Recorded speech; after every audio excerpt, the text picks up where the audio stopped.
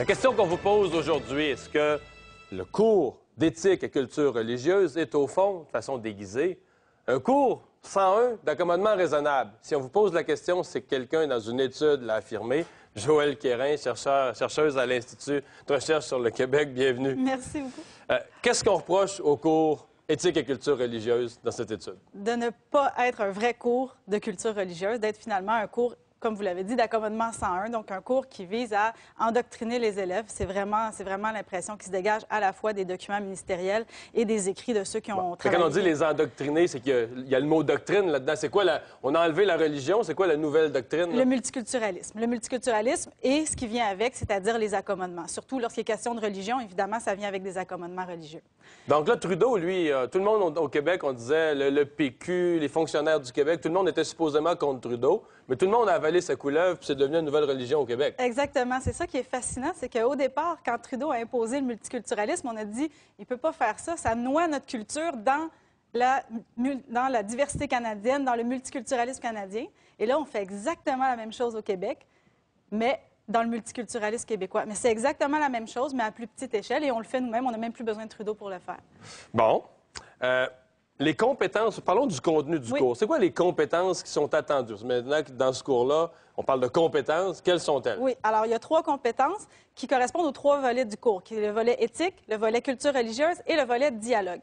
Il faut savoir que le volet dialogue, qui est le 3e volet, est la compétence centrale du programme. Ce qu'on dit, c'est que chaque fois qu'un prof donne un cours ou qu'il fait faire un travail ou une évaluation, il faut absolument que cette compétence-là soit mobilisée. OK. Mais là, le dialogue. Oui. Dans le fond, ce qui est derrière ça un petit peu, c'est de dire, nous, au Québec, on reçoit des immigrants qui viennent des 4 coins de la Terre. Donc, le jeune Québécois, il faut le préparer à comprendre tout ce monde-là. Oui. Ce serait pas plus simple de dire à tout ce monde-là, comprenez c'est quoi le Québec? Parce que moi, si je déménage demain matin en Uruguay ou si je déménage demain matin en Chine, est-ce que je vais m'attendre à ce que les Chinois soient préparés à comprendre la culture, ma religion, puis ma langue? Mais c'est exactement ça. On procède dans le sens inverse de l'intégration telle qu'on la conçoit. Au lieu d'inviter les nouveaux arrivants à s'imprégner de notre culture, à la comprendre, à quelle société d'accueil ils s'intègrent, on fait l'inverse. On dit, par respect pour eux, à partir d'une drôle de conception du respect, on dit, par respect pour eux, il faut au contraire former les élèves au multiculturalisme et les amener à adopter des attitudes et des comportements. Parce que la compétence du dialogue, c'est exactement ça. C'est écrit dans le programme ministériel. Dans ce programme, la compétence de pratique du dialogue mène les élèves à développer des attitudes et des comportements favorables au vivre ensemble. Mais ça, favorable au vivre ensemble, ça veut dire bravo au kirpan, bravo au voile, on aime tout ça, là. Oui, on aime tout ça, et non seulement on aime tout ça, mais on le représente. Alors ça, c'est quelque chose qui m'a frappée. Dans un manuel scolaire de secondaire 1 ou 2, on représente une rentrée scolaire, donc on souhaite la bienvenue aux élèves dans leur cours d'éthique et culture religieuse, et on leur montre donc une photo d'une enseignante avec 3 élèves qui pourraient être leurs camarades de classe. Et parmi les 3 élèves, il y a une étudiante qui porte le niqab, donc le voile intégral. Donc, on voit juste ses yeux. Alors, on a dit, c'est normal que vous ayez des compagnes de classe comme ça. OK.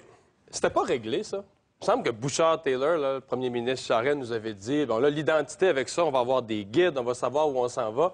Je me demande, en vous entendant, est-ce qu'il n'y avait pas un théâtre de marionnettes qui s'appelait Bouchard-Taylor pour amuser le peuple, alors que dans les écoles, la vraie joute se jouait, on préparait la prochaine génération à s'habituer aux accommodements? Absolument. Et Bouchard-Taylor ont fait, dans leur rapport, la promotion du cours éthique et culture religieuse. C'était une de leurs recommandations. Ils disaient au gouvernement Charest, pour éviter qu'il y ait une prochaine crise d'accommodement raisonnable, faites la promotion du cours éthique et culture religieuse. Comme ça, les enfants vont passer par là et quand ils vont sortir de l'école, ils vont être favorables à ces accommodements-là. Et Gérard Bouchard a réitéré cette affirmation-là quand il y a eu à témoigner devant les tribunaux parce qu'il y a des gens à Drummondville qui demandaient de se faire exempter du cours. Alors à ce moment-là, il a répété ça. Il a dit oui, il faut ce cours-là. Comme ça, les gens vont comprendre que les accommodements, c'est bien. Donc, c'est une conception. Une chose qui m'a frappé dans votre étude. Il y a bien du monde qui ont dit ça, c'est de l'improvisation, ça a été improvisé. Même ceux qui étaient contre le cours disaient que c'était improvisé. Vous dites exactement le contraire. Ce n'était absolument pas improvisé. Si on regarde les différents comités, les différentes commissions dans le secteur public qui se sont exprimées sur la question de l'enseignement religieux à l'école, si on remonte jusqu'au rapport Proulx en 1999, donc ça fait quand même 10 ans, déjà dans ce rapport-là, on annonçait qu'on voulait un cours d'éthique et culture religieuse. On considérait que c'était la seule façon d'avoir un cours qui ne soit pas discriminatoire. Parce qu'on disait que d'avoir le choix entre enseignement religieux et enseignement moral, c'était discriminatoire pour ceux qui n'avaient pas le choix de l'enseignement religieux puisque leur religion n'était pas enseignée. Donc, dès ce moment-là, les différents... donc, ce comité-là recommandait un cours comme celui qu'on a maintenant, et ça a continué d'année en année. C'est planifié longtemps C'est d'avance. planifié depuis longtemps. Dernière question sur ce cours-là.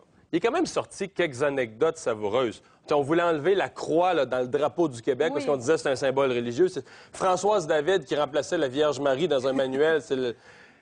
C'est-tu juste des anecdotes perdues à gauche et à droite que les médias ont grossi? Ou est-ce qu'il y a vraiment, à travers ça, une espèce de fil conducteur de pensée? C'est dans l'esprit du cours. C'est sûr que les exemples qui sont sortis sont les plus évidents et probablement les plus choquants, mais c'est tout à fait dans l'esprit du cours d'éthique et culture religieuse qui est enseigné du début du primaire jusqu'à la fin du secondaire.